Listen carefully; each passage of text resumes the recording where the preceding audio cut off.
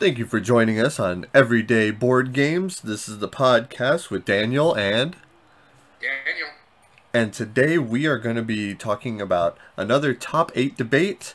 We are going to go with party games this week. But before we do that, we're going to talk about what we've been doing this week. Of course, like many of our viewers, we are at home this whole time.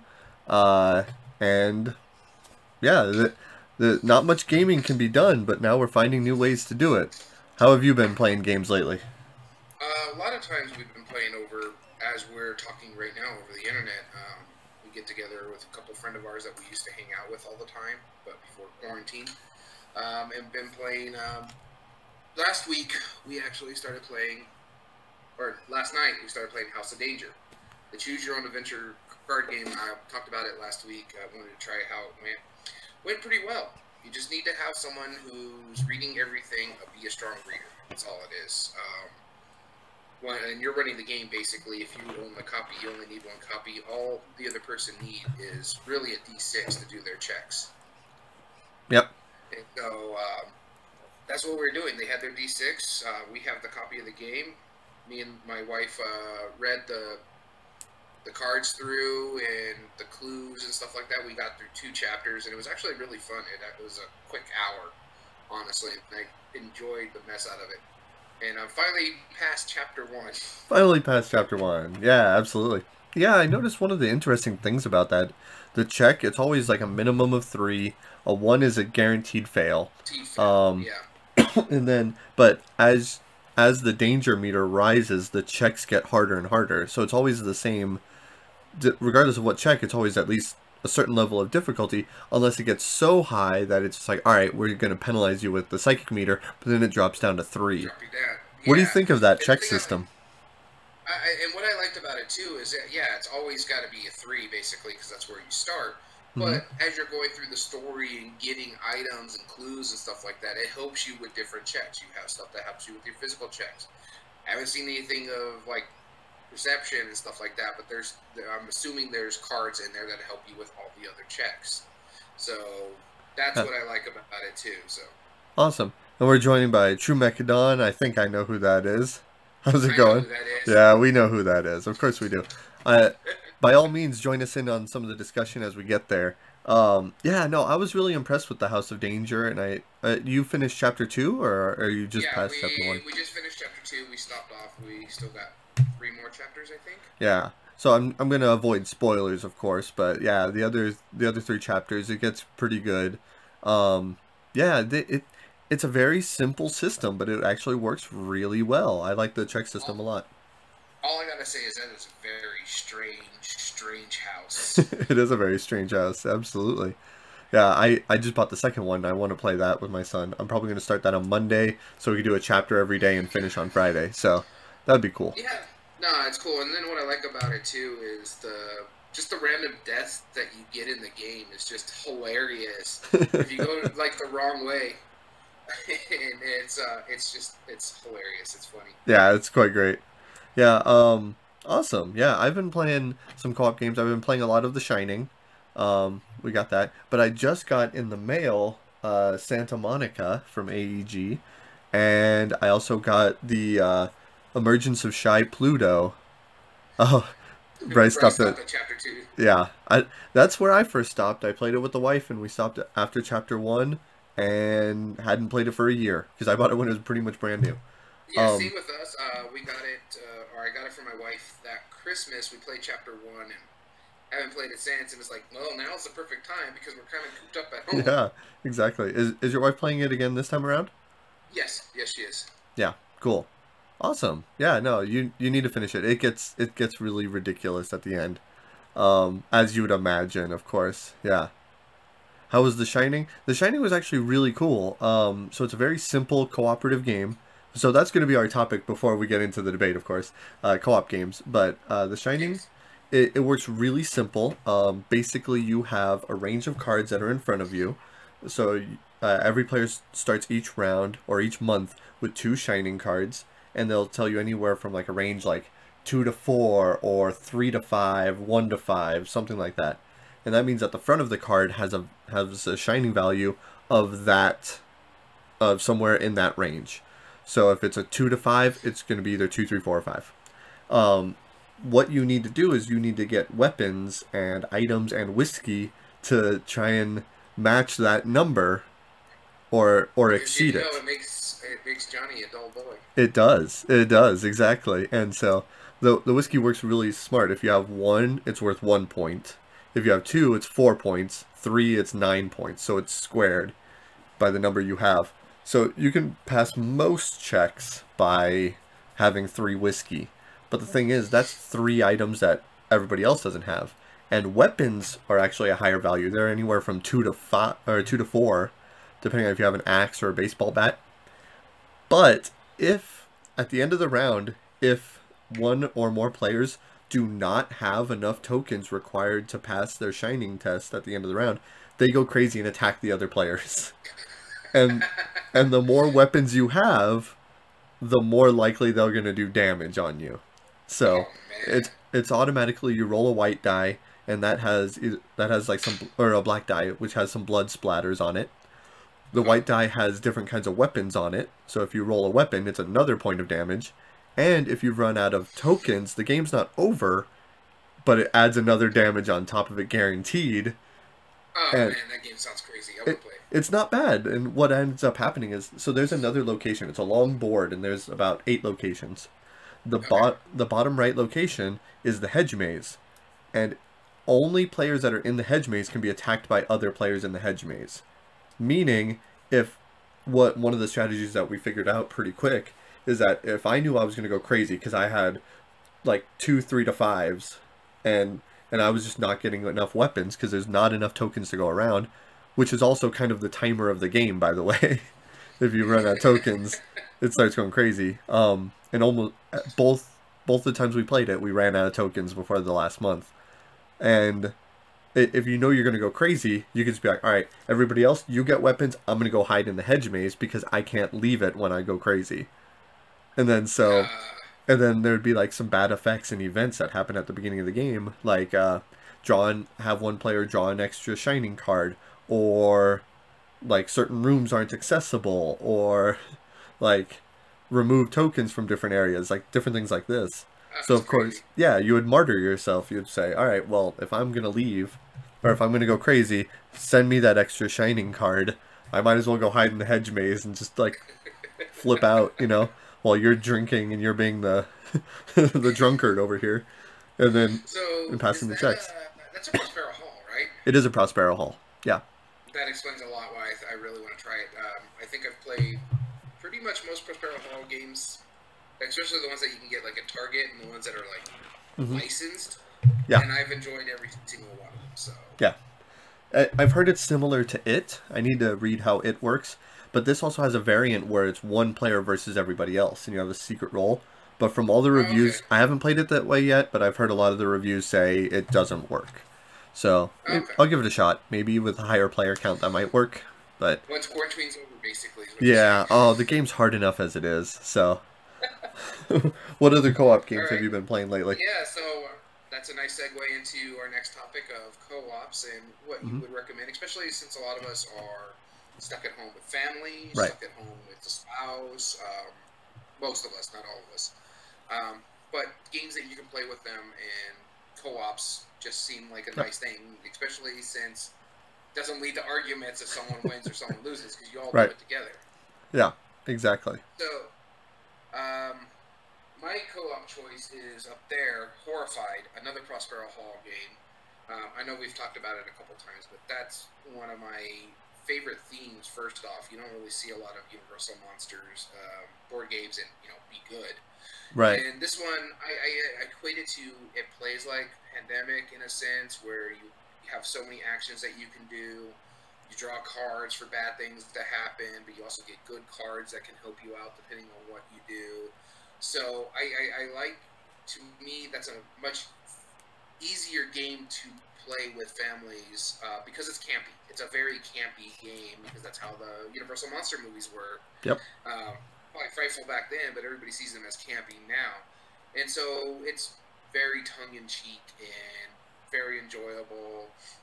And it's variable because you can play it on easy and only face 2 monsters. Especially the first game only asks you to play against Dracula and the creature from the creature from the Black Lagoon. Yep. Just to get you an idea how it plays, you have these many actions. You got to rescue these villagers while trying to meet certain goals. Part A goal to this way you can fight the monster, and the part B goal to fight them is really good. But you can ramp it up, so you can face 2, you can face 3, you can face 4 to make it harder as you go along because everybody's drawing the bad cards, which have these monsters move and attack. Mm-hmm. And honestly, I have a great time playing that game. Every time we play it, it's such a great time. Yeah, it's climbing my list definitely as far as just one of the best co-op games that I've played. So I like how accessible it is, and it's easy to change difficulty, which is a good thing. Yeah, What? especially if you're playing with kids, make it easier. If you're playing Yep. with gamers who are really, really good at this kind of stuff, then ramp it up and face the Bride of Frankenstein and the Bride of Frankenstein, which just right there is 2, and then you add 3 other monsters on there. It just becomes ridiculous on the board. Yeah. I don't think I've ever beaten it. I think I've beaten it once. No, once or twice on medium difficulty, never on hard. I don't think I've even. I don't think I've ever played it at 4, I don't- honestly. yeah, I don't want to. I've seen it played once, and then that was about 10 minutes, and then they were gone. They were done. They're like, that's just we can't. We lost. It's terrible. I do want to try it solo. I heard the solo's pretty good. I just haven't done it yet. Right Right. now, but mainly I've been playing Persona 5 Royale on the PlayStation 5. So. Oh, okay. That's a good idea. But video games is one of the best solo games. Yeah, pretty much. That's kind of why it was invented that way. Yeah, my co-op game that I'm obviously a big fan of is yesterday I played Thanos Rising on the stream here, or maybe it was 2 days ago. I forget exactly, but we played Thanos Rising, and wow, did I get destroyed fast. Yeah, that game tends to do it to you, and it's not just Thanos Rising. I have both Thanos Rising up there, and then I have Darkseid Rising over here. Yep. And I've only beat, out of the 2 games, I've only beat Thanos Rising once. Once. And I've played a lot. I really enjoy the game. It's a real quick game, real easy to set up and break down and stuff like that. So it's me and the wife have fun with it. We play with our friends online because they have a copy of it as well. And so it's a difficult game, but it's fun. Yeah, it is difficult. I've won a few times. I do like it. Not this copy yet, because I was rolling for the other player. We're playing 2-player, and for them I was rolling garbage. And I felt really bad. It wasn't even close to like anything good. Every die was the wrong face. Like it was everything that it wouldn't be. And then So there's also, just to let everybody know, there's a third skin of this. It's called Death Eaters Rising. And I heard there's some things that changed in it to make it just slightly easier and more family friendly than, say, Darkseid Rising and Thanos right. Rising.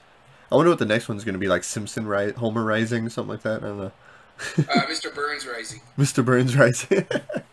No, that would be funny. Actually, what would be a good theme for the new one? I wonder. Like, if they make another one. I mean, I thought the Star Wars game was a great theme for it. Golden Girls Rising? I don't... Rise of the Cake? I'm just trying to think of the op. What licenses they have. They pretty much have everything. They have quite a bit. But their big bread and butter is Marvel. Yeah.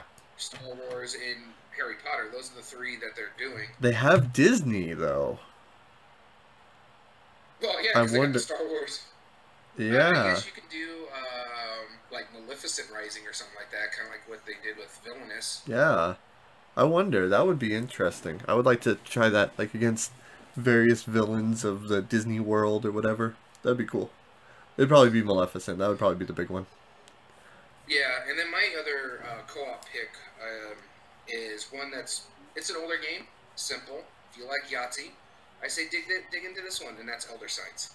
Oh, yeah. I haven't played that in forever. I need to. It's right down here. Yeah, I got mine right over here, so right here. Somewhere. I'm just looking at the shelf behind me. It's somewhere around here. This is my co-op shelf. Right there. Co-op shelf right there. So I just think it's a really good game. What is it? Star Trek. I did it with.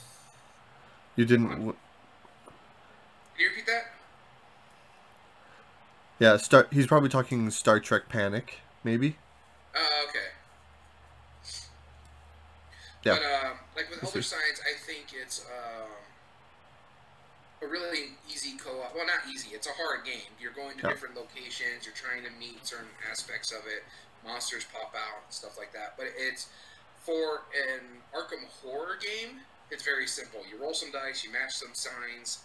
Try to a con. Star Trek Rise of Khan. Yeah, Wrath of Khan. That would actually be pretty cool.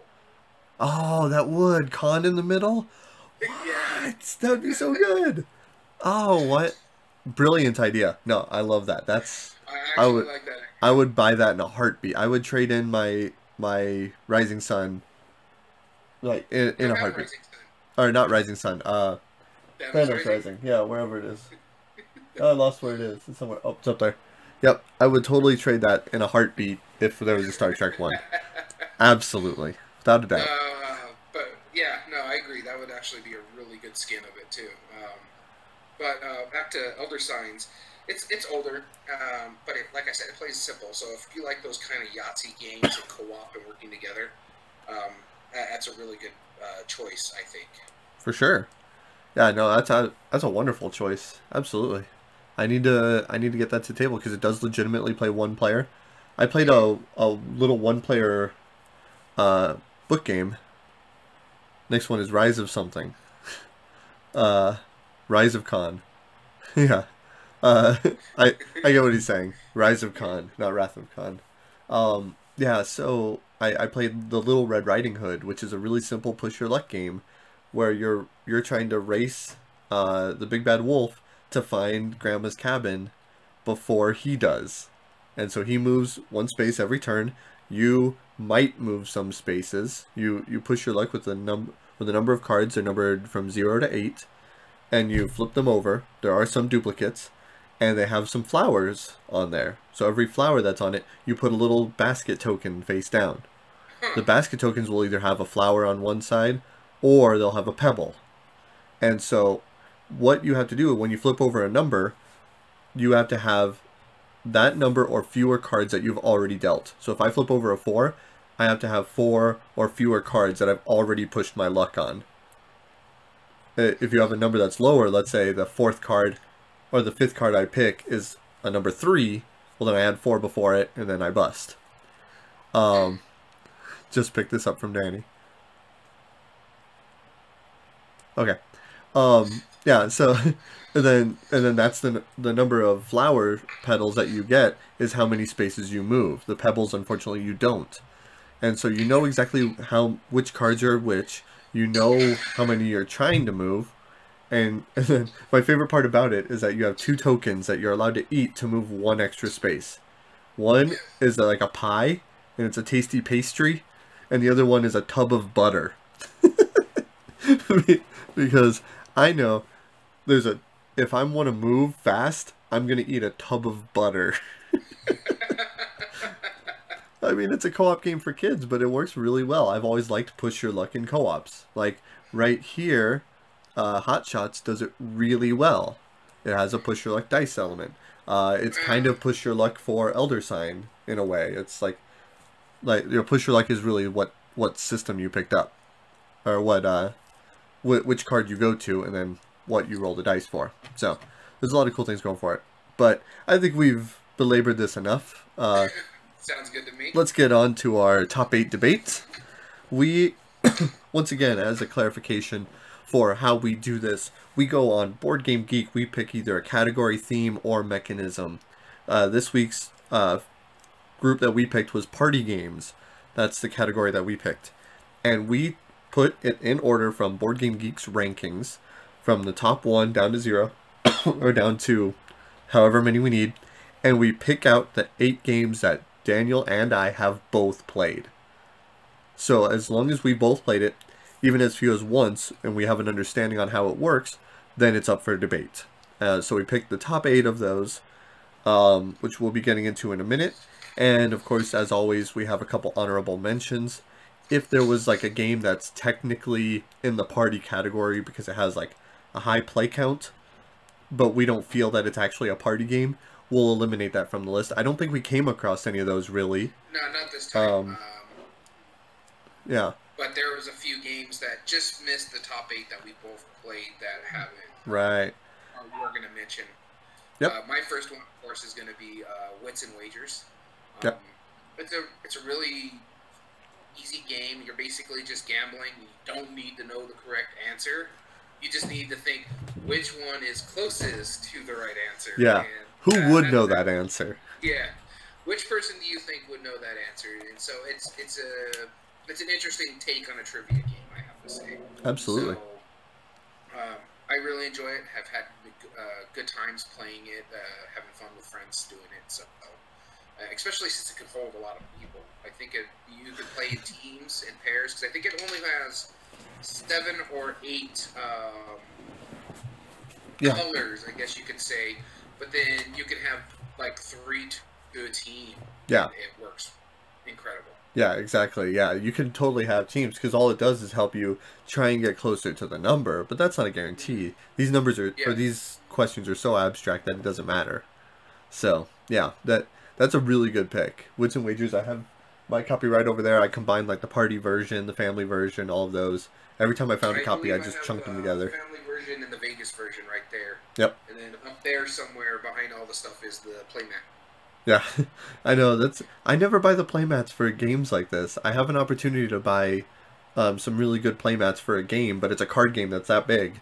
So I don't, and each player would need a playmat. So I don't know if I want to buy four big playmats that are that big. No, I understand for a game that big. Like Wits and Wagers, it's just easier to have the playmat for it, especially when you're having a big group because it just takes up more table space and you're not so crowded around a game board. Yeah.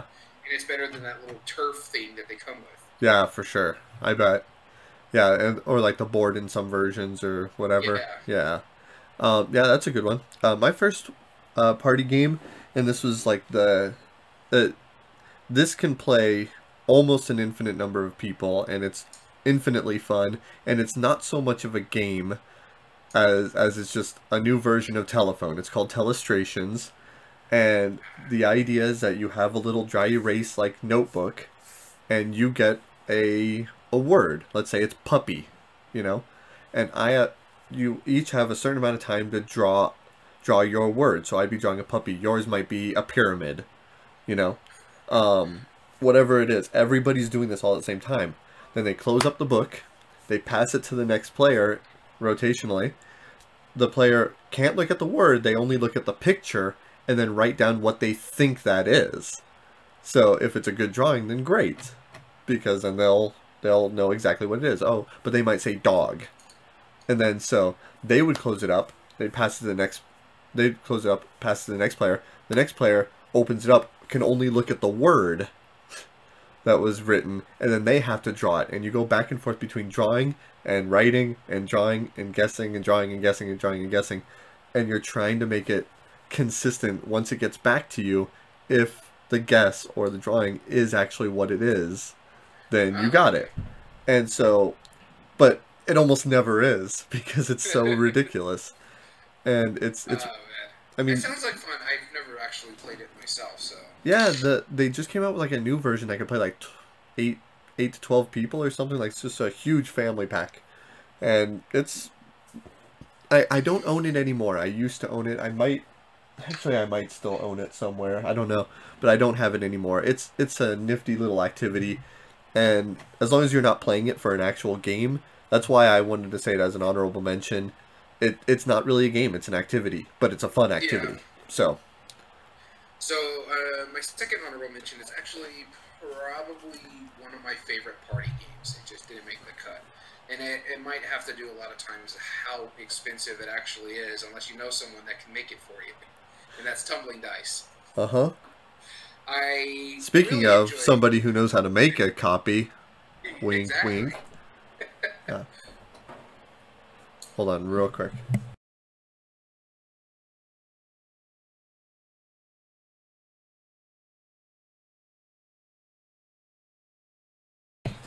For some reason, my wife is borrowing the Shining board game, and she is working from home, and This is becoming a weird situation, and my dogs just all ran in this room. This is absolute chaos. What are you doing? Oh, no, take the dog with you.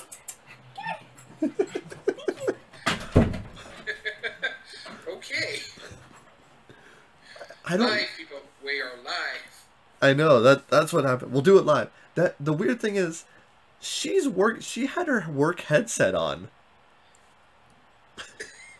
What? Anywho. Anyways, back to Tumbling Dice. It's a really fun game. You're just basically flipping dice down the rows and sections. And depending on what the pips face, you multiply it, but you're also trying to knock your opponent's dice off the table. This way they don't get points. You're trying to get to the ×4. So if you can get a 6 × 4 on there, that's like the best day ever. Right. And what really, really put this up high on my list is when we went to the local board game convention here last, October? They had a giant one with inflatable dice, and you're chucking it down there, and it was just so fun. So, Yeah, he built it out of insulation foam, and yeah. Yeah. He had a great time. He did I'm surprised that foam did not break. Like numerous as hard times. as people were throwing. Well, mind you, it's inflatable. Yeah, it's basically like a beach ball Nice. plastic, right? Yeah. But So, it's I mean, big. It's a couple feet. Worse. Yeah, yeah. I mean, I saw the edges of it bend so much, and it seemed like it just wasn't going to do it. I just bought new board game to make new ones. New boards to make a new. Oh, to make new ones. If you want a commission, I have the dice. I promise. I probably have them somewhere around here. Yes, I have enough dice. And I'll gladly do that. Anyway. Sorry, headphones users. Oh, yeah, apologize. Sorry if that hurt. I have a bad habit of that. Yeah, I mean, I don't know if I'd consider it a party game. It's definitely a fun party setting game, but it's more of a dexterity game. It's a dexterity game. I consider it a party game just because it can hold a plethora of people. You can just, as long as everybody has a different set color of die, and they're all 6-sided dice, have at it, have fun with it, go on a conveyor belt. I don't care. Right? Yeah, no, that's a good point. Let's see here. The other one, my next one, and this is also less of a party game. It's more, it was under the party category, and it was ranked high. It just wasn't high enough. It is Sheriff of Nottingham. And I also consider this more of a bluffing game than a party game. Yeah. Because a big thing about it is you can bluff. But I think it's because since it's not required in the game, that's why it's also kind of a party game. But oh my god. The thing is, you don't have to bluff. You can play it straight the entire game and still have a possibility of winning. Yeah. So. Yeah, you have a very good chance. If you're just trying to get sets and majorities, then there's no reason not to do it that way. And then I'm awful at bringing in contraband. Like, I could be telling the truth the entire time, and then I throw in like a single thing of mead, and then somehow they know. and I don't do anything different. I must have like a really obvious tell. It's like yeah, no, it's bread. You know, like for our viewers who are listening to the podcast version, yeah, I made a very obvious face. Check it out on YouTube. You'll see what I mean. But yeah, I love that game. It's so good. It's always a riot to have fun with. I don't think I've ever seen anybody have a boring game of Sheriff. Yeah. No. Yeah.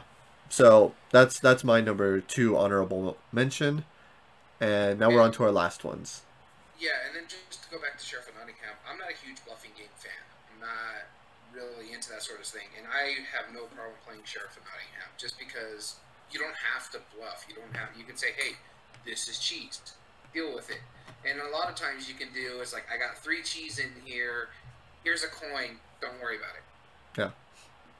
And then if they check it and there's 3 cheese in there, they have to pay you. So it's like, see, you should have just taken the coin.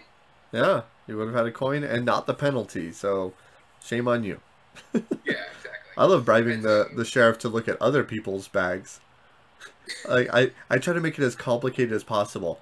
It's like, I will give you these 5 coins if you don't look at my bag, but instead look at theirs, but not this third person. And then they're like, wait, what are you asking me to do? I'm like, basically nothing. Like, yeah, you're the chaos factor. oh, I love it. Yeah. And so my final choice, honorable mention here, is a party game. It just wasn't. Bryce brought up a point. Did you see that Sheriff of Nottingham is going to CMON? I heard about that. That along with is I think there's more games that are coming from Simon that were also part of the Dice Tower Essentials line originally, but I might be wrong. I definitely knew Sheriff of Nottingham was, and Yeah, if they do anything to it, like I know the Queen's Necklace was a good version that they made a phenomenal version compared to the original like Days of Wonder version, and that's saying something. And the original components for Sheriff of Nottingham were pretty decent, with the exception of the boards not being a good enough size to fit next to each other in the box. Oh, I hated that. I really disliked that. So all right, so my last honorable mention was high, but just didn't make the cut. And I know for a fact that you enjoyed this game too. right Is Time's Up. it's right there. I'm pointing at it on your copy. Oh, yeah, Right up it's there. right up there. It's right there. So yeah, no, it's such a good game. By the way, though, I hate that Yep, freaking it's right box. there. Yeah, the square box. Yeah, it's I can't stand the box. The game is phenomenal. What you do is you're just picking the blue or yellow side. You get, I forget what's like 30 cards or something like that. 40. And then 40. And then everybody's like choosing which cards they're taking out. This way it makes the deck a little bit smaller. I think you can take out 2 cards per person. Yeah. And It's 40 plus and 2 so, per player. So yeah, if there's and then so you take them out. So yeah. whatever is left, you go through it and you do in 3 stages. You choose which side you're going to do first off, blue or yellow, and you get your topic. So if it's like Game of Thrones in the first round, you can't pass. You got to keep giving clues until they get it, or you run out of time. And then it just passes around. But you have to pay attention to what the other teams are giving as clues, because you can use that later on in second round. So because once you go to the second round, you can only give 1-word clues. So you're trying to think of good ways of doing it. And so it's like, okay, well, I remember them saying something like that. And so I'll say this and see if he'll get it. And sure enough, sometimes people will get it just because of what someone else said and got it. And they're like, oh, okay, I can click that. But the third round is where it gets really fun, because there's no more talking. You have to act out what that clue is. And I think one of our best memories of, for me personally, or Time's Up, was when I had the clue. I don't know if it was. I think it was Hodor from Game of Thrones. If you're not familiar with it, and when we were playing it, I ran to the door and held it for you to guess Hodor. That's amazing. Yeah, no, that game.